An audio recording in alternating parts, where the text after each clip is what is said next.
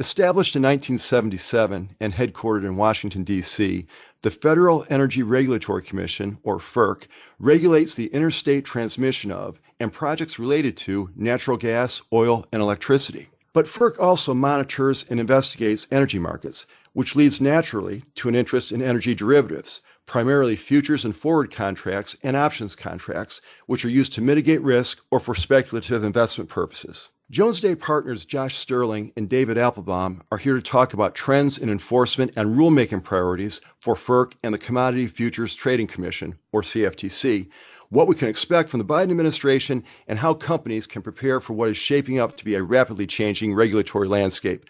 I'm Dave Dalton. You're listening to Jones Day Talks. Josh Sterling is a Washington-based Jones Day partner. He has 20 years' experience in the derivatives and securities markets, both as a lead counsel to major companies and as a senior federal financial regulator. Josh represents clients that are active in the derivatives markets with matters before the U.S. Commodity Futures Trading Commission, or CFTC, the U.S. Securities and Exchange Commission, and various self-regulatory organizations.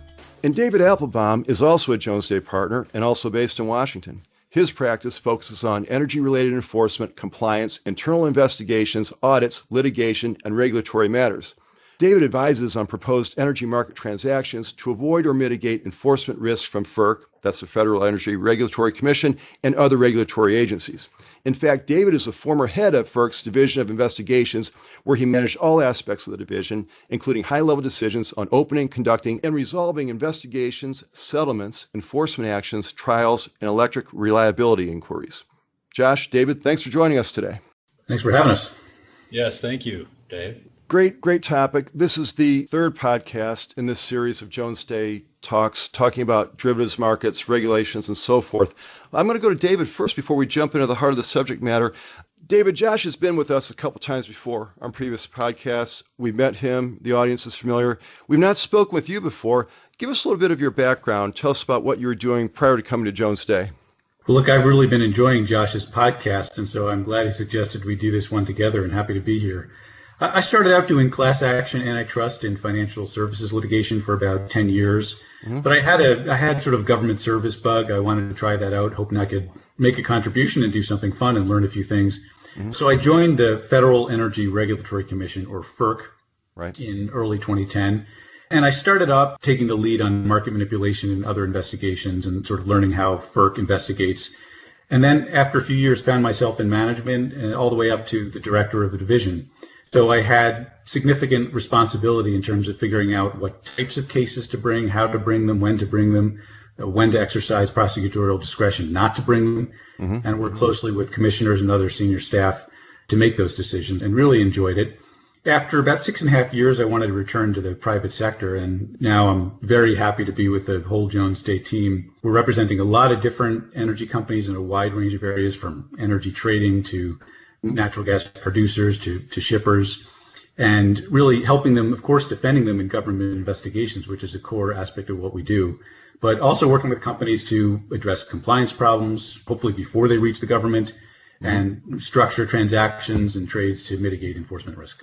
You've joined the firm at an interesting time, to say the least. They're keeping you busy, I'm imagining. Yes, for sure. Absolutely. There's a lot going on, and happy to be in the mix. Where are you from? Where was law school? Where'd you grow up? Are you an East Coast person or more Midwest, or where'd you come up? Yeah, East Coast person, born and raised in northern New Jersey, near New York. Always figured I'd spend the rest of my life in New York, which I love, but ended up in law school in Nashville at Vanderbilt. Oh. My wife and I also spent about 5 years in Minnesota, which was wonderful. And now I'm back in D.C., but in fact, our family's moving to Houston, where I'll be working out of the Houston office, which is not a bad place to be for an energy lawyer. So I'm excited about that, too. All right. Well, David, thanks for being here today, and certainly welcome to the firm. All right, let's jump right into this. We're going to talk about the energy sector in derivatives markets. So let's go to Josh for a second.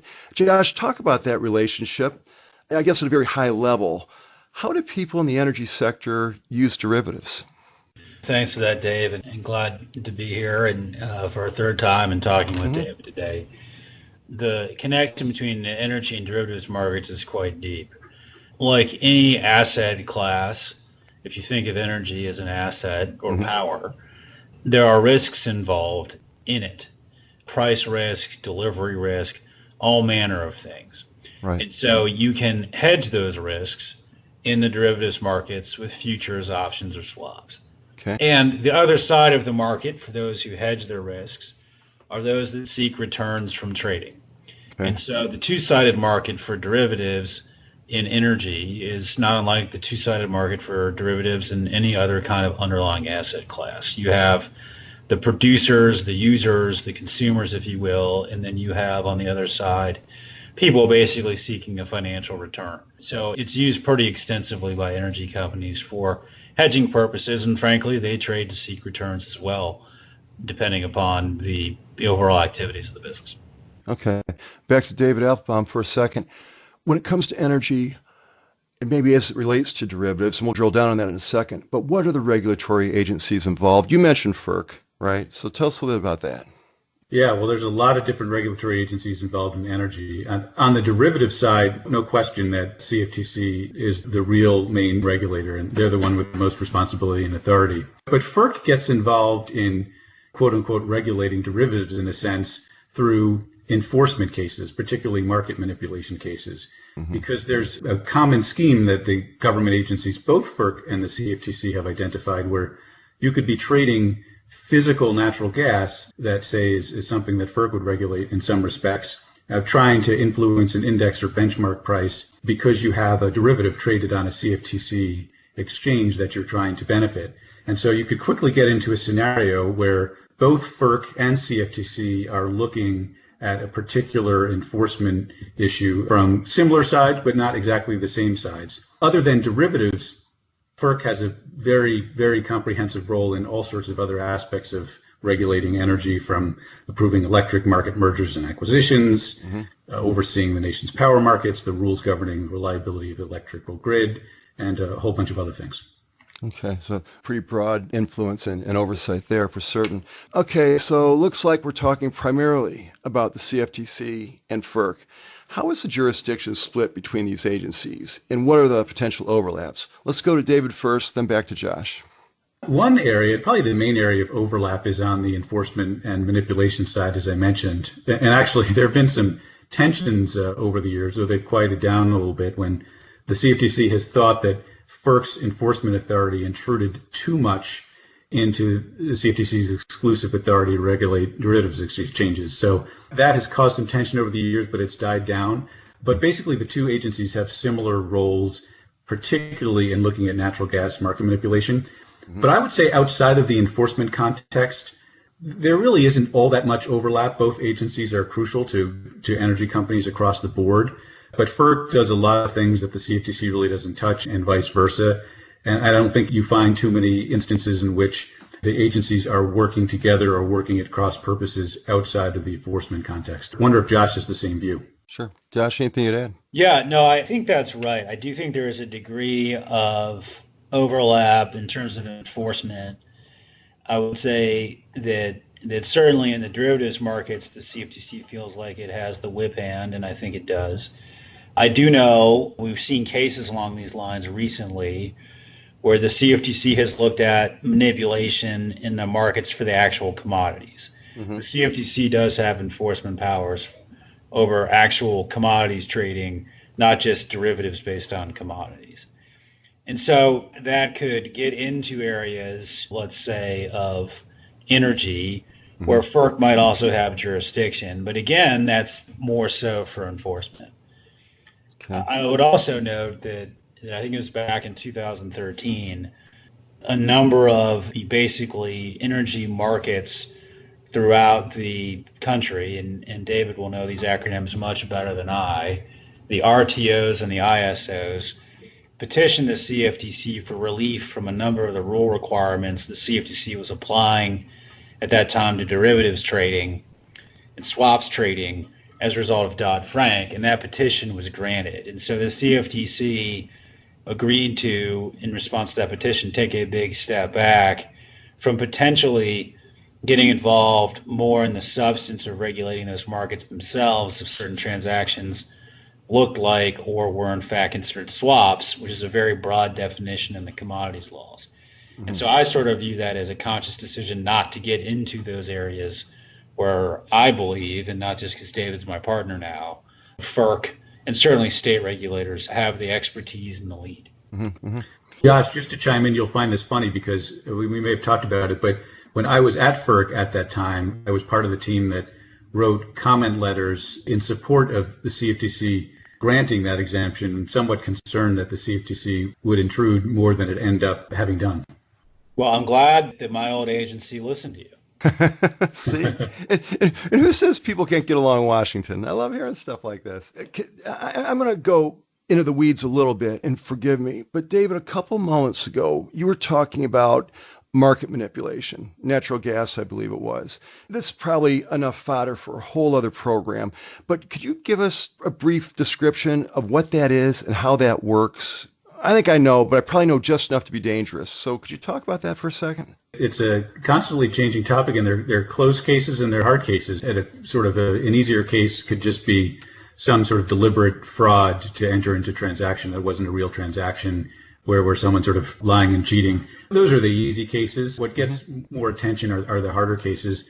And there are probably two main categories. I'll try not to get too much into the weeds, but one is price manipulation, actually trying to move an index price that affects a lot of different companies. And the CFTC has a long history of working on those cases, and sort of newer to FERC, but both FERC and the CFTC get involved in policing intentional efforts to move prices outside of market fundamentals. Another category of manipulation that FERC focuses on a lot, probably the best way to think about it is coming from the Enron saga way back when. Sure. Where the idea was that there were some trading strategies that maybe didn't break specific regulations, but nonetheless were seen to be unlawful attempts to get around the rules and avoid regulations in a way that the agency thought was fraudulent and manipulative. And so FERC now spends a lot of time investigating those type of schemes. Okay, a lot to cover, certainly. Moving along, a few minutes ago, one of you mentioned state regulators and the role they might have in some of these enforcements and regulatory actions. Talk about state versus federal issues in a jurisdiction. David, do you have a take on that? Yeah, sure. Another big and important and sometimes messy topic. I would say on the enforcement side, it's actually pretty straightforward for manipulations and other violations of wholesale market rules, kind of the power grids throughout the country, or for rules like the electric reliability of the grid. It's pretty well established that that's FERC's job and not the state's job.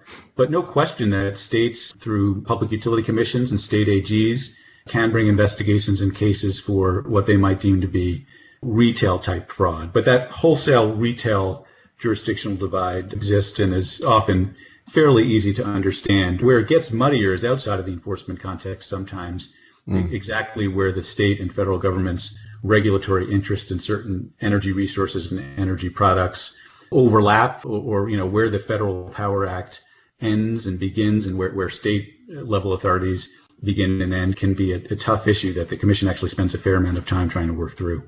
Sure. I know from talking to people here at the firm, Jones Day just launched a state attorney's general practice earlier this year. We interviewed some of the lawyers working in that practice, and we did a podcast, we did a couple of videos and so forth, and I was amazed. We weren't talking about energy in particular, but just across the board, activist posture almost of state AGs that has kind of moved forward in the last couple of decades is certainly something to consider and be aware that it's out there. So again, apologies for the slight digression there, but I wasn't surprised at all to hear you explain it that way, David. I'll just say that's a great group. I have a feeling for larger energy cases, I'll have lots of opportunities to work with them. Yeah, they're not slowing down, that's for certain. That's a great group. Let's talk about cooperation and coordination. When would agencies like FERC and CFTC work together in enforcement cases? To Josh first. Yeah, sure, Dave. And I would add as well, fun fact on state AGs, they have authority under the Commodity Exchange Act to bring cases themselves. And there was an action last year where CFTC, in coordination with 30 state AGs, brought a settled action against a commodity trading shop out west. And there could certainly be more of that. But on to your point about cooperation and coordination. Sure. I think that in a scenario where there is potential manipulation in an energy market, a power market within FERC's remit, let's say, that your likely going to have a concern about manipulation or other inappropriate trading in related derivatives contracts. The reason is that the price for something in a cash market and the price for something in a derivatives market, the same underlying, are supposed to converge. And there can be efforts to frustrate that and make a profit. And you usually see people taking positions in both markets if they're really intending to manipulate, because there's another opportunity for profit. And so I think in those scenarios, I'd like to think that if FERC is pursuing some manipulative claim in a market, and it happens to be a market where there are derivatives contracts on the same power or energy, that CFTC, or at least the derivatives exchange the CFTC regulates, will be clued in and can begin pursuing the same thing, because CFTC has different expertise and different powers than FERC. And although I don't think they were designed to be complementary, in many respects, I think they turn out to work that way. Is there a formal process? CFTC hears about something or thinks, okay, we might have an infraction here. Is there a formal process you go through where you file with FERC and you let them know you're on this, or you just pick up the phone and call somebody? How does that actually go down? Well, Dave, I do know that there's a great degree of coordination amongst the staffs of both agencies. And I think that in reality, a lot of that is, as you say, picking up the phone and cluing someone in. So that's been my experience of it. Let's talk about recent cases, significant cases that maybe this audience, these listeners might want to hear about. Is there anything breaking recently in terms of a case that might provide insight in terms of enforcement trends? This is to both of you, but we'll go to David first. Anything catch your eye in terms of a recent matter that is indicative of what they're tracking? Yeah, I'd say it's been a busy time for FERC enforcement. FERC enforcement in the last administration was slower by every metric, but over the past few months it's picked up, and there are 3 new significant litigated enforcement proceedings just brought within the past few months, which is somewhat uncommon. I mean, most of the cases that are brought are announced to the public through a settlement. So to have 3 new litigated proceedings for FERC is a big deal. Don't have time to get into all of them, but I think I'll point out 2 of them just generally because they reflect trends that I think are likely to continue. One concerns a pipeline company's compliance with its, quote, certificate, unquote, which is basically the FERC order that governs how you're supposed to construct the pipeline and the kind of activities you're supposed to be involved in during construction. And there's a new case about this, and there have been several recently, and it says to me very clearly that the FERC, the Commission, has made a considered effort to try to get the Office of Enforcement involved in bringing cases for violations of these infrastructure certificates, whereas for many years they had not done so. Okay. So that's something to watch. Sure. Another important area to watch is that there's a new alleged violation of electric reliability rules that involves the largest proposed fine against a single company for an electric reliability violation. And while FERC enforcement has been involved in electric reliability violation cases for some time, I would say it's been pretty quiet recently. And so now there's this big new case that a lot of people are paying attention to. And so there's a lot going on at the agency right now, and what's going to happen with these cases and more over the next 6 months to a year are really worth paying attention to. All right. Josh, anything you'd add there or anything catching your eye in terms of trends? Sure. Well, I would say that in the energy space so far, nothing out of the CFTC has really caught my eye. I would say, though, in a related fashion, the continued focus of the CFTC on, I'll call it over-the-counter trading, meaning not on the exchanges, in actual commodities, whether it's a digital asset like Bitcoin or more traditional assets, things you would actually think of as commodities, that have been the subject of some cases recently, do have me thinking about this. So it might not be that those cases are going to involve a FERC-regulated market, but the CFTC is clearly showing an interest in bringing cases alongside the DOJ on different theories based on misconduct in the physical, I'll call it physical, commodities markets.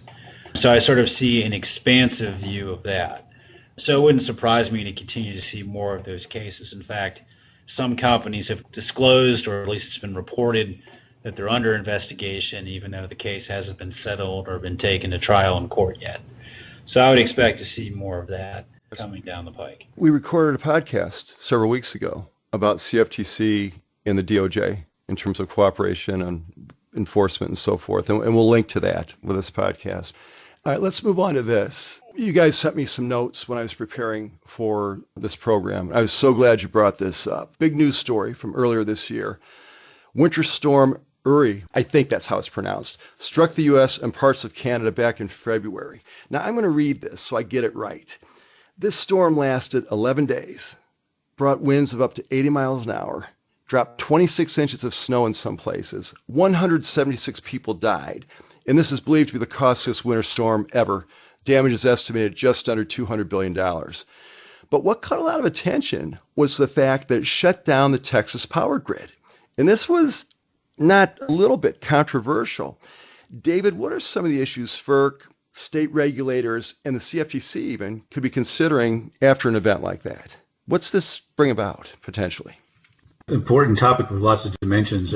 I'll say it's even as bad as you described it, and accurately so. It was even potentially worse, with the grid potentially being down for even a lot longer, and that was avoided.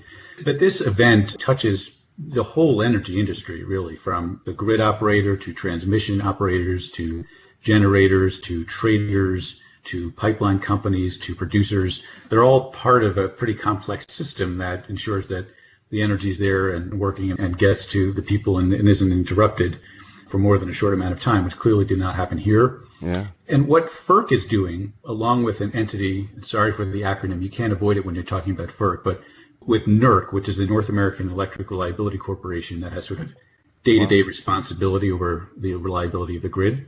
Okay. They're in the middle of an intensive inquiry. It's not an investigation, but it's an inquiry to find out what happened and report that publicly. And FERC, NERC have done that for other weather events.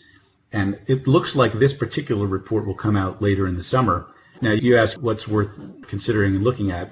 Yeah. In the past, these kinds of inquiries have made recommendations about best practices and ideas for potential changes over time, but they've not come down strongly in saying, we need to change the law, we need to change this regulation, we need more regulations here.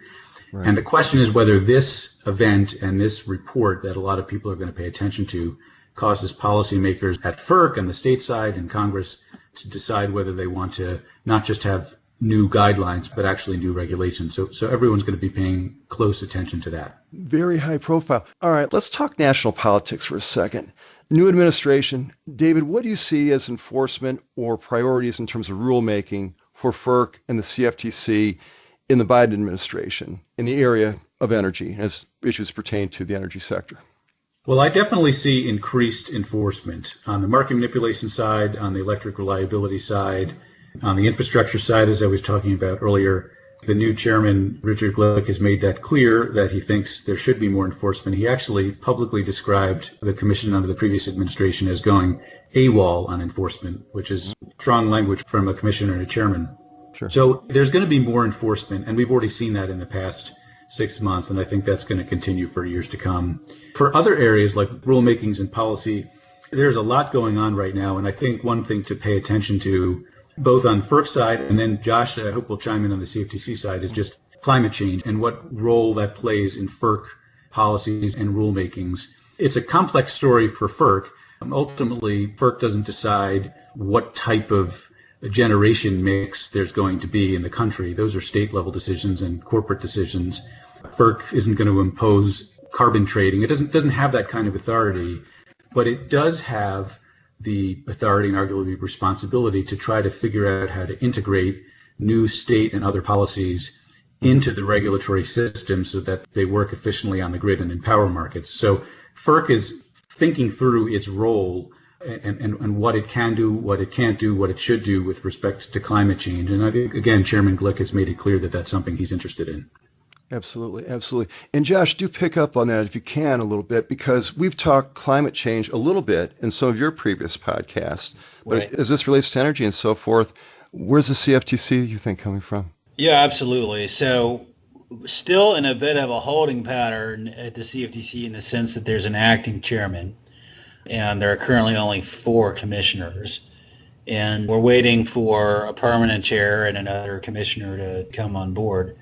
no action on that yet. So it's a little hard to say, but what we do know, and we have talked about this before, is the CFTC has formed a climate risk unit, and the composition of that climate risk unit is yet to be publicly announced. I got word that that could come soon, but I expect that they're taking events like the storm in Texas and thinking about the implications for the derivatives markets and market participants that are financial services companies, banks, brokerages, Right. and how they should be focusing themselves to make sure that the markets can work and the traders can trade in the event of not only climate events, but sort of an overall perceived change in the climate, which could make liquidity more dear in certain contexts. And I could go on and on about that, but I won't.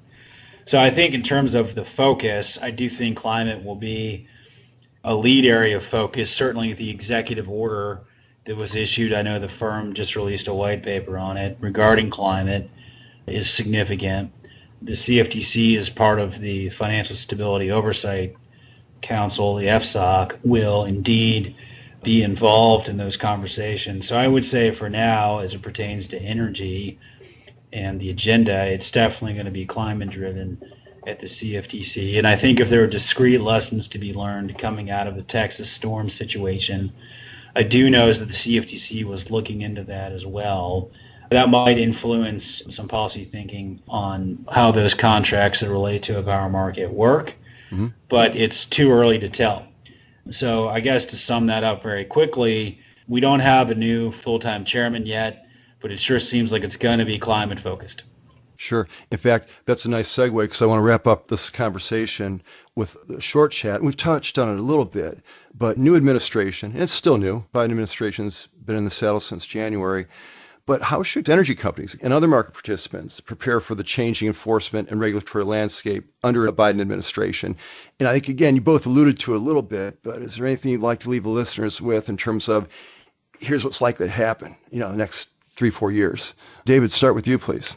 There's going to be more surveillance inquiries and market manipulation investigation cases, as we've talked about on the FERC side. I don't think there's any question of that. And in terms of preparation, really it comes down to good compliance practices. And we work a lot with clients on that. I don't just handle investigations, but working with lots of other folks at Jones Day, kind of vetting compliance programs, making suggestions of helping new companies to build up their compliance programs. Obviously, you do that in part because you want to avoid any risk, but even if you can't avoid all risk, that's just too much to ask. If you can identify potential concerns in energy trading or energy transactions early on because you've built up the right system, you can mitigate the impact of enforcement actions, and then you can be best situated to go to FERC or, frankly, other government agencies and explain to them why the good compliance program that existed, even if it didn't catch this one particular issue, is worthy of credit. And really, a lot of government agencies, FERC, CFTC, SEC, various components of DOJ have been writing compliance guidance and giving speeches on compliance over the past 5 to 10 years, increasingly so, with more specific detailed guidance. And you can use that to help work with clients to try to build a compliance program that will show the agency that you really were trying to avoid violations. And so I think that's something that companies have been doing for a long time, but they should continue to do so and maybe even potentially increase their efforts in this time of more enforcement. That sounds like a heavy lift to me. The compliance program dealing with things like this, and the energy sector is so complicated to begin with. You go in and do you start from scratch with a client, or are they kind of halfway there and there are things, could be doing this better, or this is sort of an obvious thing?